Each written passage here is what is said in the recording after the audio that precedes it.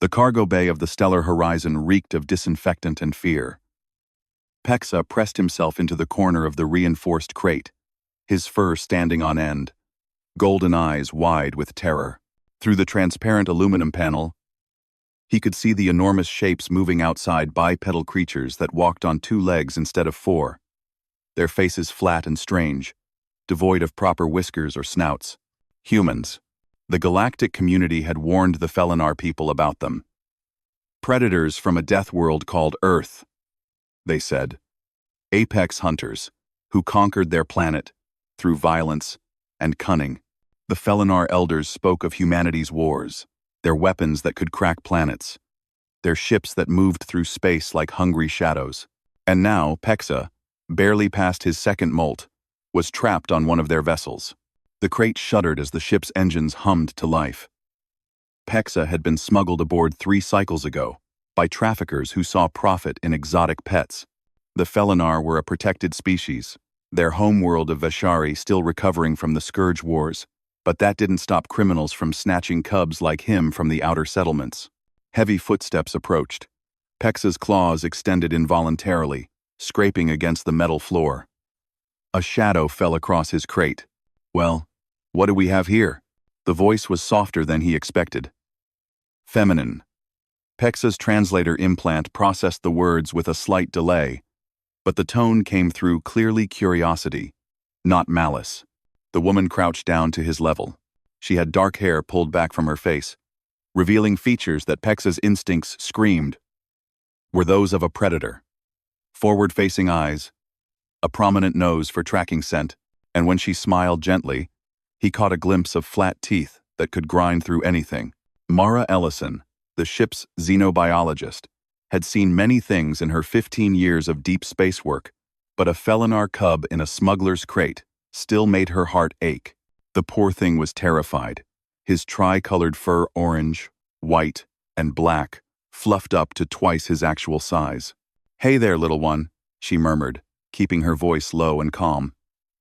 "You're safe now. We caught the traffickers at the Kepler station checkpoint." Pexa didn't understand all her words, but he understood her proximity. Too close. Far too close. His heart hammered against his ribcage as she reached for the crate's locking mechanism. The door swung open with a soft hiss. Mara extended her hand slowly, palm up, fingers relaxed. It was a universal gesture of non-aggression among dozens of species. But Pexa didn't see peace. He saw claws retracted, waiting to strike. He saw a predator offering false safety before the killing blow. Terror overrode reason. Pexa lunged forward and sank his small fangs into the fleshy part of Mara's palm, just below her thumb. His jaw muscles, designed for tearing through Vasharian thorn fruits, easily punctured her skin. Warm blood welled around his teeth. Mara gasped, more from surprise than pain. Every instinct from her evolutionary past screamed at her to yank her hand away, to strike back at the source of pain. Humans had conquered Earth by being the most dangerous thing in any room. Fight or flight responses hardwired over millions of years urged her to defend herself. But Mara Ellison had spent years studying xenopsychology. She recognized terror when she saw it. Instead of pulling away, instead of shouting or striking, she did something that made Pexa's mind go blank with confusion. She moved closer. Her other arm came around his small, trembling body, drawing him gently against her chest. She was warm, much warmer than he expected, and her heartbeat was steady and slow. Not racing like his own. Her injured hand remained still, letting him hold on if he needed to. "It's okay," she whispered, her voice vibrating through her chest into his pressed ear. "It's okay, baby. You're scared. I know. I've got you." Pexa's jaw loosened in shock. His teeth slipped from her skin. This made no sense. Predators didn't comfort prey. Predators didn't accept injury without retaliation. The stories, the warnings, the whispered fears of his people, none of them had prepared him for this. Mara continued to hold him, one hand gently stroking along his spine with slow, deliberate movements. Her bleeding hand she kept still, not wanting to startle him with sudden motion. "You've been through something awful, haven't you?" She continued talking, knowing her tone mattered more than her words. "Taken from your family, trapped in that horrible crate. Those people who took you, they're in custody now. They can't hurt you anymore."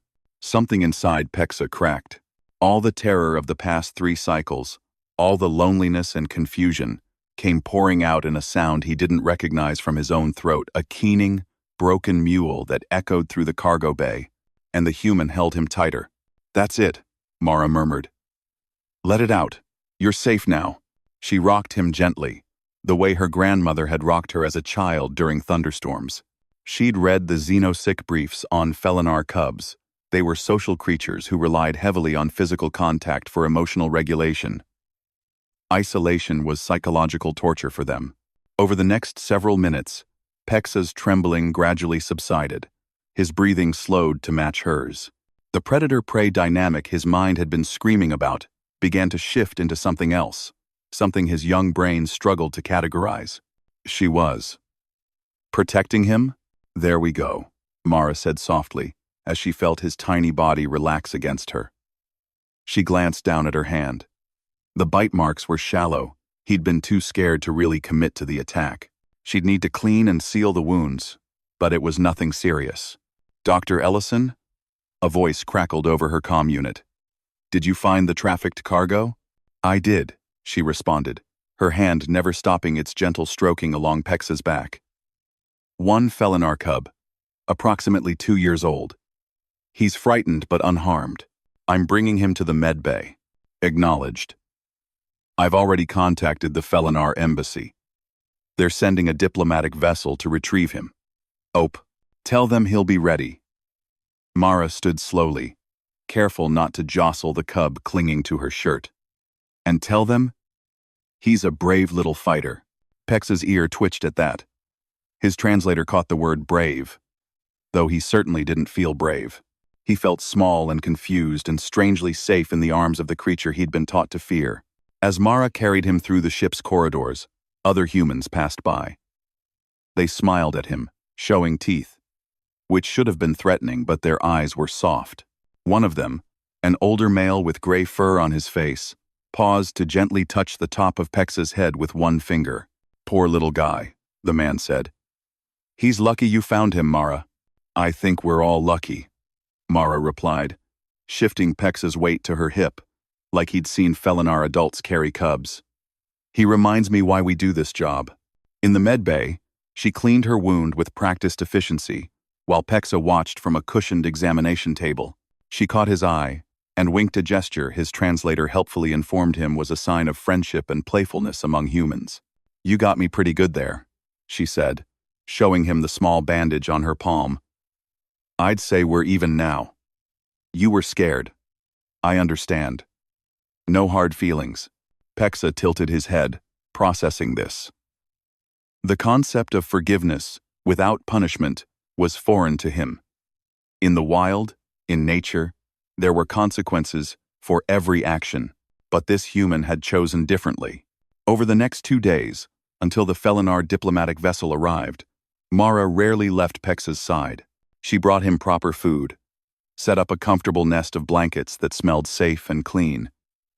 And most importantly, she talked to him about her home planet Earth, about the vast diversity of life there, about humanity's long journey from being frightened prey animals themselves to becoming protectors of the weak.